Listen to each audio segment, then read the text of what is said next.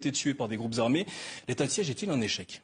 Non, on ne peut pas dire que l'état de siège est un échec, pas du tout. L'état de siège, vous avez dit vous-même depuis le 6 mai, c'est bien ça ? Eh bien 6 mai, ça fait à peine mai, juin, juillet, août, ça fait 4 mois. Voilà, donc c'est trop, comment je veux dire, le délai est trop court pour pouvoir tirer un véritable bilan. D'ailleurs, vous avez montré dans vos journaux ces derniers jours, le Premier ministre est là, sur place, avec un certain nombre de ministres pour essayer de faire une évaluation. Et vous verrez, cette évaluation, elle est positive, c'est-à-dire les choses vont dans le bon sens. Ça fait 20 ans qu'il y a des troubles, de l'insécurité à l'est de la République démocratique du Congo. Depuis l'avènement en 2019, donc fin 2018, mais 2019 du président Tshisekedi, tout a été mis en œuvre pour pouvoir mettre fin à cette situation d'insécurité.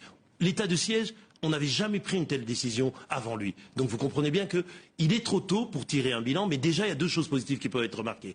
La première, c'est qu'il y a énormément, près d'une centaine, non, je crois près de 500 rebelles qui ont remis leurs armes, donc qui ont accepté d'entrer dans un processus de démilitarisation et de démobilisation. Et puis de l'autre, il y a une baisse relative de la tension et des conflits, parce que notre armée et les FRDC gagnent du terrain et sont en train de pousser dans leur retranchement la plupart de ces rebelles. Il y a une poche de résistance qui se trouve à la frontière de l'Ouganda et du Soudan du Sud avec les ADF, mais là, ce n'est même pas des rebelles, ce sont des terroristes qui ont signé allégeance avec Daesh. Donc c'est une autre forme d'action qu'il faut mener. C'est pour ça que, par exemple, la RDC a fait appel à l'aide et au soutien des États-Unis. Récemment, il y avait une délégation de forces américaines qui était à Kinshasa et qui vont se rendre à l'Est pour essayer d'évaluer le processus de lutte antiterroriste, pour entraîner les Congolais et leur donner les moyens de vraiment faire face à cette menace. Autre sujet dans l'actualité en RDC, le projet de loi sur la congolité. Il inquiète une partie des habitants du pays. Ce texte déposé à l'Assemblée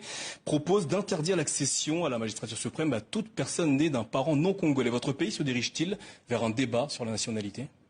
Oui, le pays se dirige vers sans doute un débat pour la nationalité, et ce n'est pas mauvais. Tous les débats peuvent avoir lieu en démocratie. Et il n'y a pas de mal à avoir des débats. Le tout, c'est que ce débat doit se faire dans le calme et dans un esprit de sérénité. C'est-à-dire, il ne faut pas parler de sujets en stigmatisant certains.